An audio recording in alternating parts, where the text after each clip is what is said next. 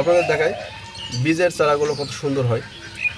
দেখুন, এর প্রথম থেকে শিকড়টা নামতে শুরু করে এবং আসলে বীজের চারাটাই বীজ থেকেই গাছটি আসলে অ্যাকচুয়ালি মানুষের আকৃতি বা বিভিন্ন খুব সুন্দর একটা স্ট্রাকচার হয়। এই দেখতে পাচ্ছেন। আসসালামু আলাইকুম রহমতুল্লাহ। বন্ধুরা সবাই কেমন আছেন? আশা করি অনেক ভালো আছেন। আমিও আলহামদুলিল্লাহ খুব ভালো আছি। আমার নতুন জিনিসের প্রজেক্টে আপনাদের স্বাগতম। তো যারা ইতিপূর্বে আমার কাছ থেকে বীজ নিয়েছেন অনেকের অভিযোগ, ভাই বীজ থেকে চারা গজাতে পারেনি, এটার কী কারণ? তাদের দৃষ্টি আকর্ষণ করছি এবং একটি কথা বলবো তাদের উদ্দেশ্যে। আসলে আমরা অল্পতেই শুধু অভিযোগ করে থাকি, ভাই এটা হলো না কেন, এটা কী কারণে, কী সমস্যা। আসলে আমরা কেউ সমস্যার সমাধান করতে চাই না, বা এটার আসলে প্রকৃতপক্ষে এ সম্পর্কে কিছু জ্ঞান অর্জন করতে হবে।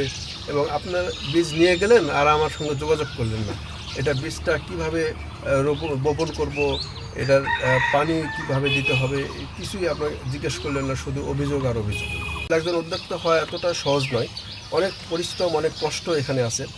তো যারা কষ্ট পরিশ্রম করতে পারবে তারাই প্রকৃতপক্ষে উদ্যোক্তা হতে পারবেন এবং সকল ধরনের সমস্যাকে ফেস করতে হবে এবং সেই সমস্যা থেকে সমাধান বের করে নিয়ে আসতে হবে, তাহলে না আপনি প্রকৃত উদ্যোক্তা হতে পারবেন। তো যাক, এ সম্পর্কে আপনাদের কিছু তথ্য দিতে চাই। তো আমার যে চারাগুলো দেখতেছেন খুব সুন্দর হয়েছে। তো প্রথমে আপনারা এই বীজগুলো মাটিতে বপন করার পরে এই গাছ আসলে 3 দিনের মধ্যেই চারা গজা যায়। তো প্রথম অবস্থাতে পানি দিতে হবে, এটা কখনোই শুকানো যাবে না, মাঝে মধ্যে একটু পানি দিতে হবে। দেখবেন যখন সুন্দরভাবে এরকমভাবে চারা গজিয়ে গেছে, ঠিক সেই মুহূর্তে পানি কম দিতে হবে, মাঝে মধ্যে পানি দিতে হবে। যদি বেশি দেন তাহলে শিকড়টি পচে যাবে। বীজ বপন করার পর যাদের চারা গজায়নি, আমি তখনই দেখলাম আসলে আপনারা বেশিরভাগ অনেকেই পানি দেননি ঠিক মতো। আমি বলছিলাম যে পানি বেশি দিলে নষ্ট হয়ে যাবে, আপনারা মনে করছেন যে চারা গজানোর ক্ষেত্রেও এই একই প্রবলেম হবে। আপনাদের দেখায় বীজের চারাগুলো কত সুন্দর হয়।